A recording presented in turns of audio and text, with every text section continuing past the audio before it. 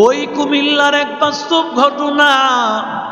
আল্লাহর এক বান্দি কবর ভাঙ্গিয়া আল্লাহর বান্দির লাশ, আল্লাহর বান্দির জানাজার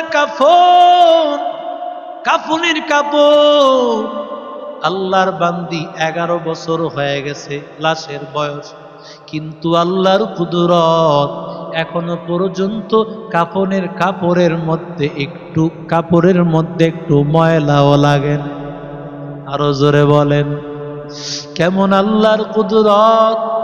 11 বছরে কাফনের কাপড় থাকবে তো দূরের কথা, 11 বছরে তো বান্দা, একটা বছর হয়ে গেলে বান্দার অস্তিত্ব তালাশ করে পাওয়া যায় না, হাড্ডিও পর্যন্ত মাটি খেয়ে ফেলে। কেমন আল্লাহর কুদরত! কিন্তু আল্লাহর মুমিন বান্দাদেরকে, নবীদেরকে মাটি খাইতে পারে না, শহীদদেরকে মাটি খাইতে পারে না, হক্কানি আলেমদেরকে মাটি খাইতে পারে না।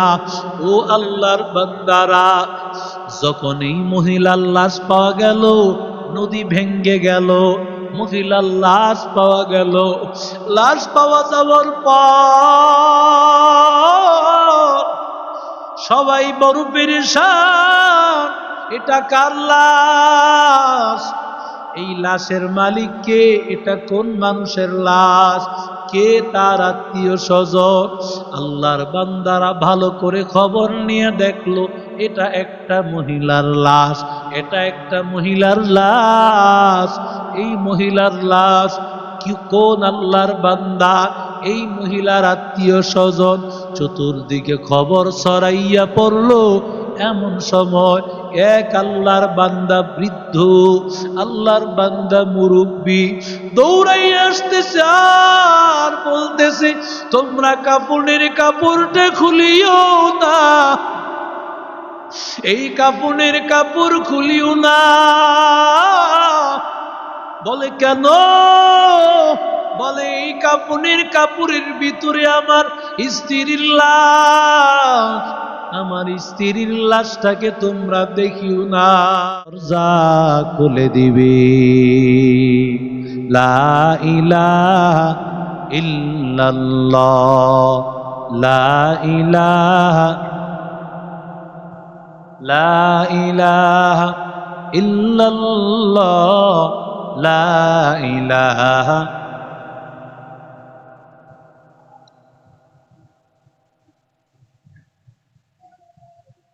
লা ইলাহা ইল্লাল্লাহ, লা ইলাহা ইল্লাল্লাহ, লা ইলাহা ইল্লাল্লাহ।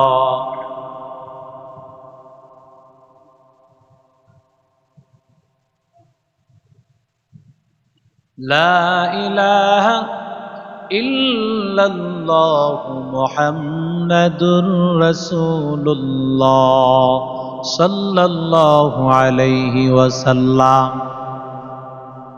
এশারের নামাজ না পড়িও মা, ঘুমাইব না মা।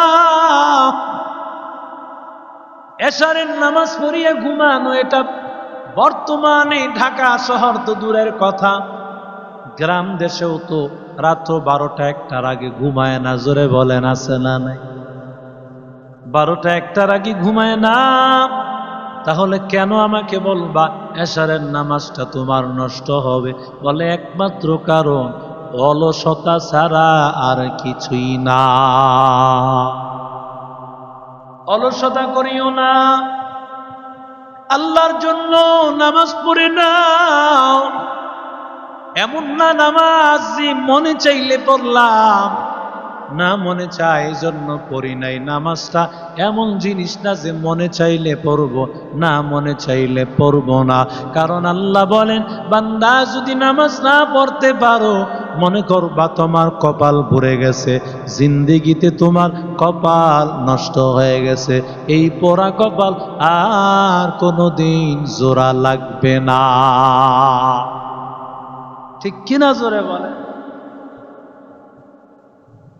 আল্লাহর বান্দাদের দল, ওমা এশারের নামাজে দাঁড়াইয়া গিয়েছো, এশারের নামাজটা পড়া কত দামি। এশারের নামাজটা যখন পড়বা মনে হয় যেন ফাঁকা নামা কমাল লাইলা নিসফা। নবী বলেন যেন অর্ধরাত্র দাঁড়ায় দাঁড়ায় নামাজ পড়লা। আর পুরুষেরা যখন এশারের নামাজটা জামাতের সাথে পড়বে, মান সাল্লাল ইশা ফি জামাআতিন ফাকান্নামা কমাল লাইলা নিসফা, সে যেন অর্ধরাত্র দাঁড়াইয়া দাঁড়াইয়া নামাজ পড়ল।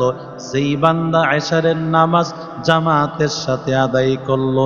আর আল্লাহর বান্দাদের দল যারা মা বোনেরা, তাদের তো জামাত নাই, তাদের জামাত নাই, কিন্তু জামাতের সওয়াব আল্লাহ দিবেন।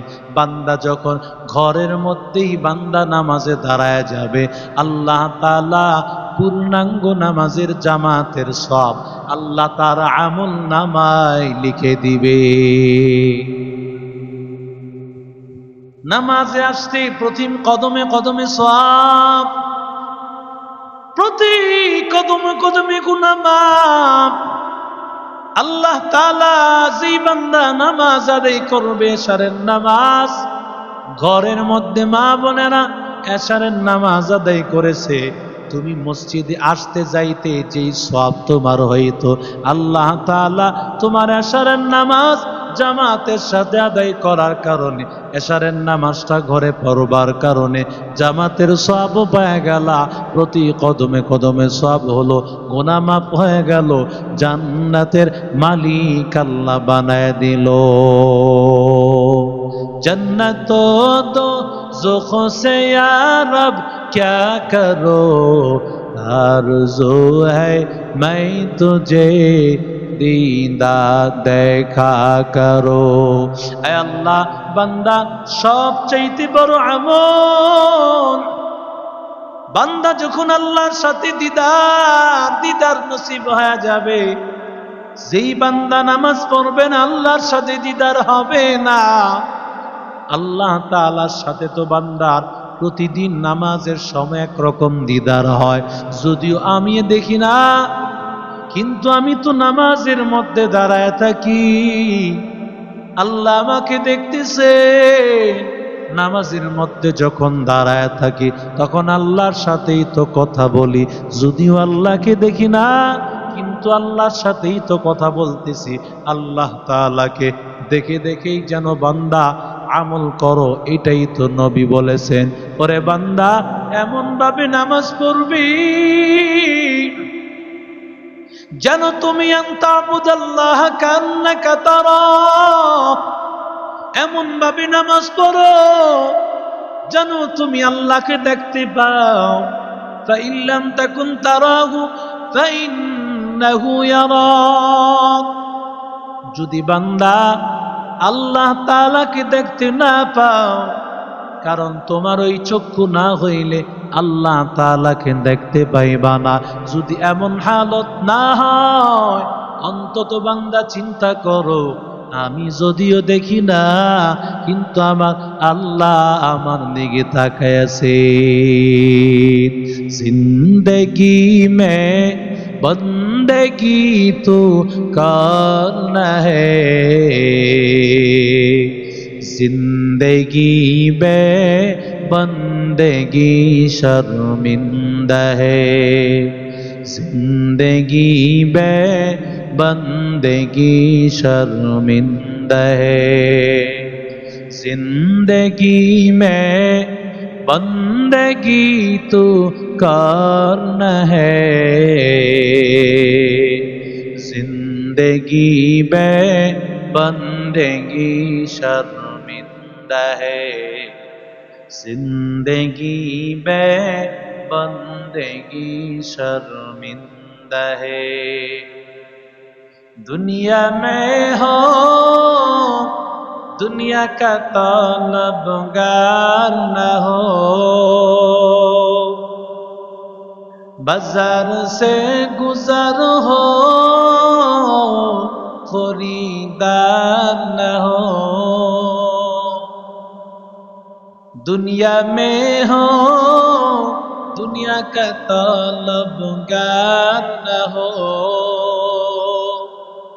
बाजार से गुजर हो खरीदार न हो ये दुनिया एक मिसले का फूल है ये दुनिया एक मिसले का फूल है जिंदगी में बंदगी तू करना है जिंदगी बे बंदगी शर्मिंदा है जिंदगी बे बंदगी शर्मिंदा है आयते हम कुछ न कुछ खरीदने को जैसे हारा शन मेरे कल्बो रूहो आयते हम कुछ न कुछ खरीदने को जैसे हारा शन मेरे कल्बो रूहो वरना कोई चारा तुम जहा मैं नहीं वरना कोई चारा तुम जहा मैं नहीं जिंदगी में बंदगी तू करना है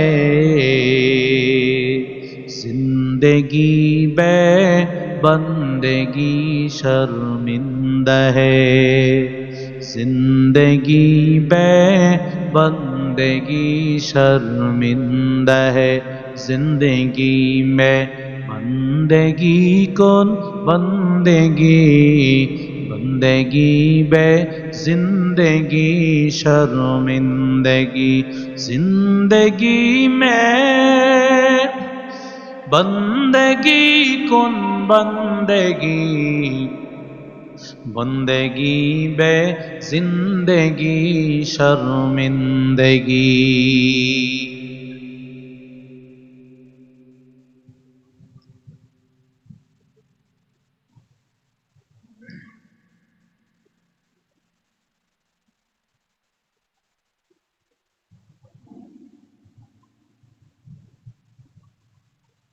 এজন্য নামাজ আল্লাহর কাছে বড় দাম ইবাদতের মধ্যে সবচেয়ে বড় দামি নামাজ এশারের নামাজ যখন বান্দা দাঁড়াইয়া নামাজটা পড়িয়া রাতের বেলায় মা বোনেরা ঘুমায় যাইবেন ঘুমাইয়া গেলে তো বান্দা আমল করার সুযোগ হয় না কিন্তু আমার আল্লাহ কত বড় দয়ার সাগর কত বড় মায়ার সাগর এশারের নামাজটা বান্দা পড়ার কারণে অর্ধরাত্র দাঁড়ায় দাঁড়ায় নফল নামাজ পড়ার সব হয়ে গেল আবার যখন ফজরের নামাজে দাঁড়াইয়া যাব ওমা ফজরের নামাজে দাঁড়াইয়া যাইও কারণ ফজরের নামাজে যখন মা দাঁড়াইয়া যাইবা আল্লাহ তাআলা তোমার আমলনামায় পুরা রাত্র দাঁড়ায় দাঁড়ায় নফল আমল করলে যেই সওয়াব আল্লাহ তাআলা তোমার আমলনামায় সেই সওয়াবটা আল্লাহ তাআলা তোমার আমলনামায় দিবে অথচ সারা রাত দাঁড়ায় দাঁড়ায় আমল করা কার ভাগ্যে হয় ও আল্লাহর বান্দাদের দল কিন্তু আল্লাহ কত দয়ার সাগর কত মায়ার সাগর আমার আল্লাহ তাআলা ফজরের নামাজ এত দামি নামাজ কারণ এই ফজরের নামাজ সবাই তো উঠতে পারে না সবাই তো ঘুম থেকে উঠতে পারে না কারণ ফজরের নামাজ মুমিনের জন্য সহজ মুনাফিকের জন্য বড় কঠিন মুনাফিক ফজরের নামাজে উঠতে পারে না মুমিন বান্দা ফজরের নামাজ ছাড়তে পারে না মুমিন কোন সময় ফজর ছাড়তে পারে না মুনাফিক কখনো ফজর পড়তে পারে আরো জোরে বলে। মুনাফিক ফজর পড়তে পারে না। ফজর এত দামি, এত দামি। কোন বান্দা ফজরের নামাজে দাঁড়ায় গেল, বুঝতে হবে আমার আল্লাহ তাআলা বড় মায়া করেন, আমার আল্লাহ বড় ভালোবাসেন। এই জন্য আমার আল্লাহ তাআলা ফজরের নামাজে আল্লাহ আমাকে হাজির করেছে। এরে নবীর আশিক উম্মতের দল, ও আল্লাহর বান্দাদের দল, ফজরের নামাজে আল্লাহ এই জন্য হাজির করেছেন। আল্লাহ আমাকে ভালোবাসেন, মায়া করতেছেন, এই জন্য আমার মালিক ফজরের নামাজে হাজির করেছে।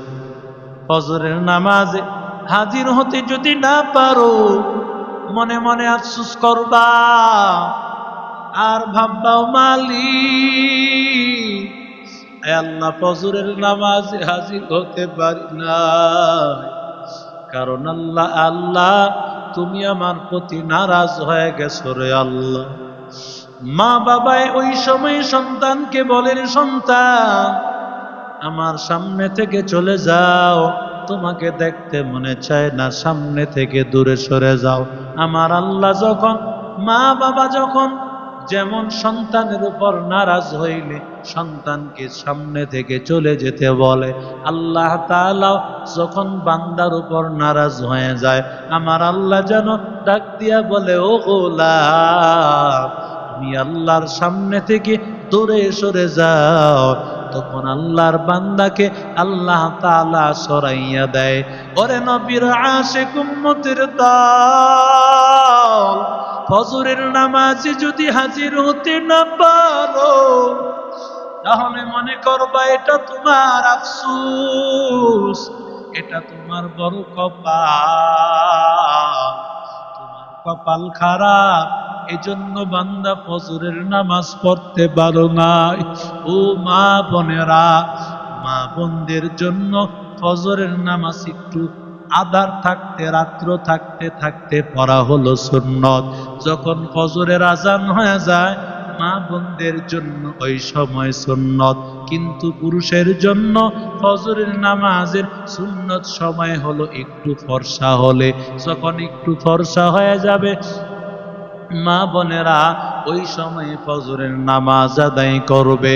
ওরে আল্লাহর বান্দাদের দল, ও যুবক, ও মা বোনেরা, ফজরের নামাজ সারিও না, ফজরের নামাজ সারিও না।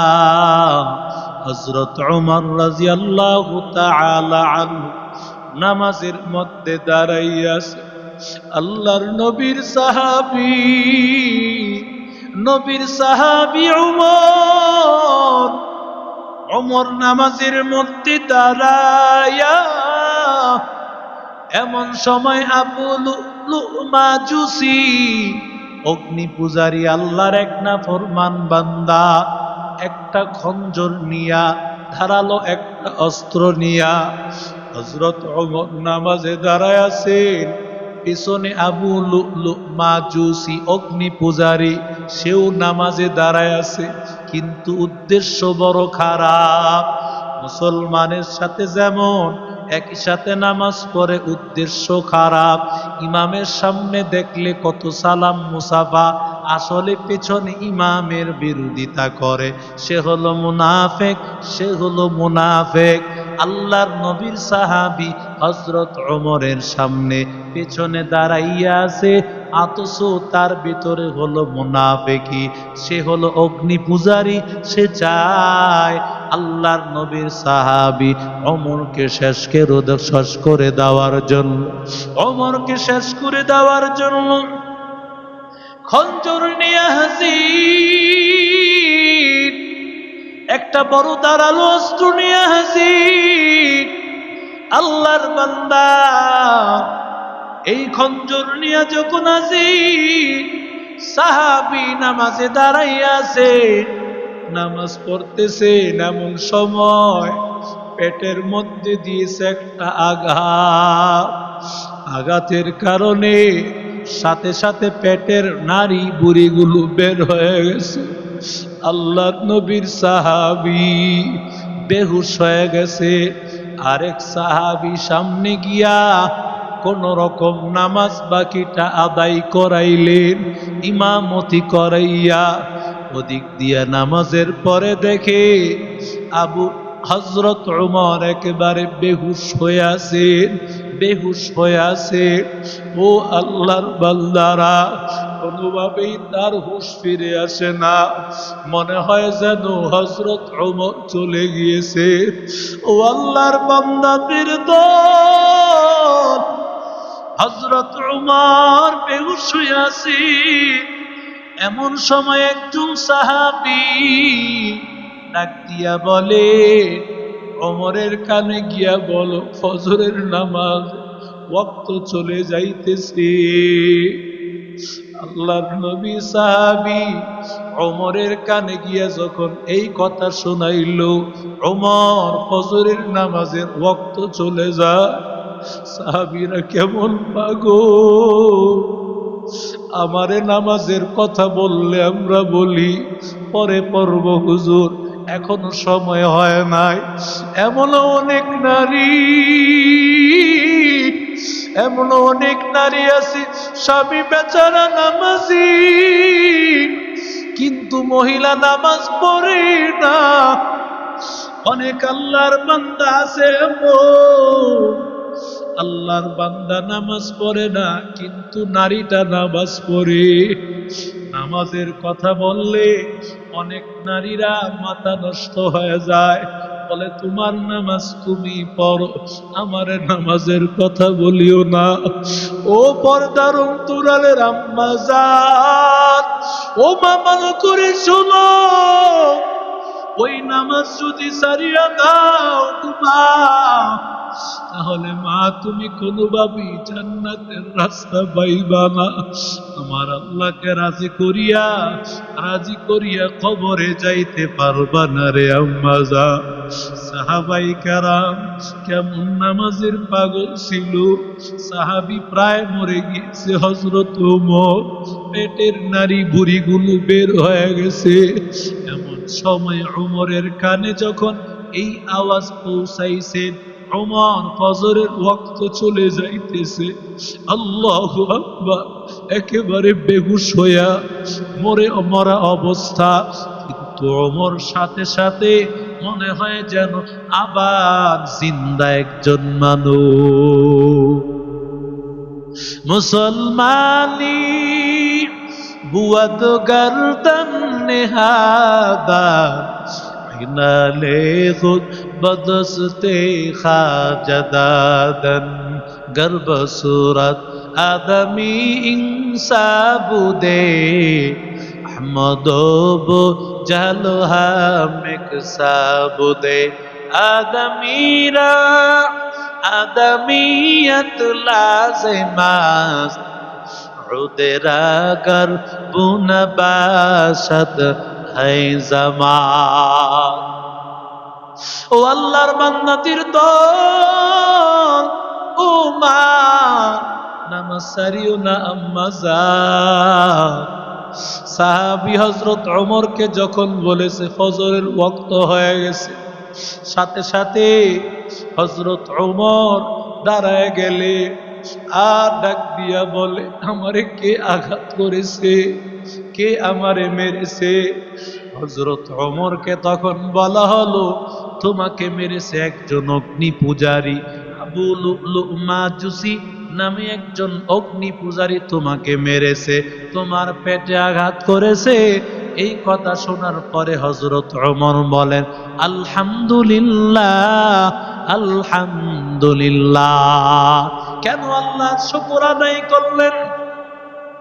কারণ ওমর আল্লাহর কাছে দোয়া করেছিল, আয় আল্লাহ, আল্লাহুম্মা রযুকনা শাহাদাতান ফি সাবিলিক ওয়াজআল কবরানা ফি বালাদি হাবিবিক। আল্লাহুম্মা রযুকনা শাহাদাতান ফি সাবিলিক ওয়াজআল কবরানা ফি বালাদি হাবিবিক। আয় আল্লাহ, তুমি আমাকে শাহাদাতের মৃত্যু দিও, ইমানের মৃত্যু দিও আল্লাহ। আল্লাহ শাহাদাতের মৃত্যু আমাকে দান করিও আল্লাহ।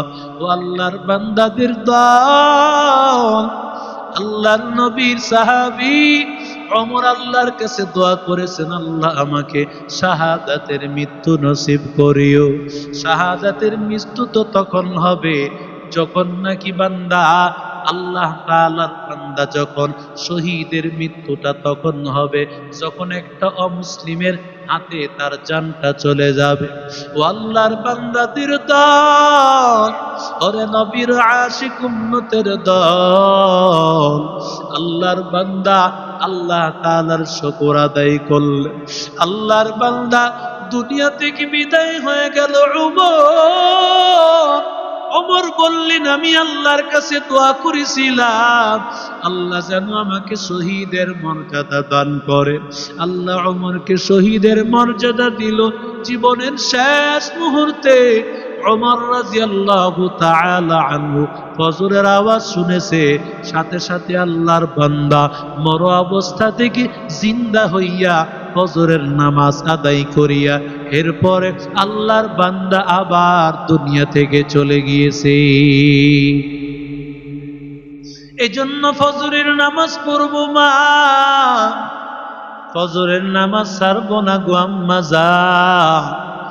নামাজের সাথে নিজের মহব্বত আর ভালোবাসা যদি করতে পারি, চক্ষুটা বন্ধ হতে দেরি হবে, জান্নাত পাইতে আর আমার দেরি হবে না। চক্ষুটা বন্ধ হতে দেরি হবে, জান্নাত আর পেতে দেরি হবে না। ও আল্লাহর বান্দাদের দল, ওরে নবীর আশিক উম্মতের দল, এক আল্লাহর বান্দি, কুমিল্লার একটা বাস্তব ঘটনা মাঝে মধ্যেই পাওয়া যায়। রংপুরে কিছুদিন আগে পাওয়া গেছে। আবার ওই ঘুঘু মুন্সি রংপুরের কুড়িগ্রামে তো 2-3 বার তার কবর বের হয়ে গেছে। ও আল্লাহর বান্দারা,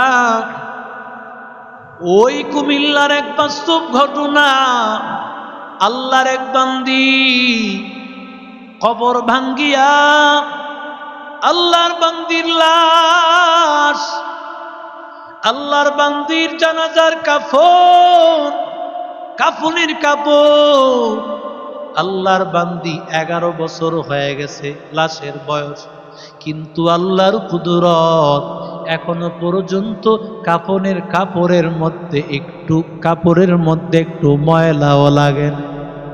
আরো জোরে বলেন, কেমন আল্লাহর কুদরত! 11 বছরে কাফনের কাপড় থাকবে তো দূরের কথা, 11 বছরে তো বান্দা, একটা বছর হয়ে গেলে বান্দার অস্তিত্ব তালাশ করে পাওয়া যায় না, হাড্ডিও পর্যন্ত মাটি খেয়ে ফেলে। কেমন আল্লাহর কুদরত! কিন্তু আল্লাহর মুমিন বান্দাদেরকে, নবীদেরকে মাটি খাইতে পারে না, শহীদদেরকে মাটি খাইতে পারে না, হক্কানি আলেমদেরকে মাটি খাইতে পারে না। ও আল্লাহর বান্দারা, যখন এই মহিলার লাশ পাওয়া গেল, নদী ভেঙ্গে গেল, মহিলার লাশ পাওয়া গেল, লাশ পাওয়া যাওয়ার পর সবাই বড় পেরেশান, এটা কার লাশ? এই লাশের মালিক কে? এটা কোন মানুষের লাশ? কে তার আত্মীয় স্বজন? আল্লাহর বান্দারা ভালো করে খবর নিয়ে দেখলো, এটা একটা মহিলার লাশ, এটা একটা মহিলার লাশ। এই মহিলার লাশ কোন আল্লাহর বান্দা? এই মহিলার আত্মীয় স্বজন। চতুর্দিকে খবর ছড়াইয়া পড়লো। এমন সময় এক আল্লাহর বান্দা বৃদ্ধ, আল্লাহর বান্দা মুরব্বী দৌড়াইয়া আসতেছে আর বলতেছে, তোমরা কাফনের কাপড়টা খুলিও না, এই কাফনের কাপড় খুলিও না। বলে কেন? বলে এই কাফনের কাপড়ের ভিতরে আমার স্ত্রীর লাশ, আমার স্ত্রীর লাশটাকে তোমরা দেখিও না। আল্লাহর বান্দারা সবাই জিজ্ঞাসা করলো, ও মুরু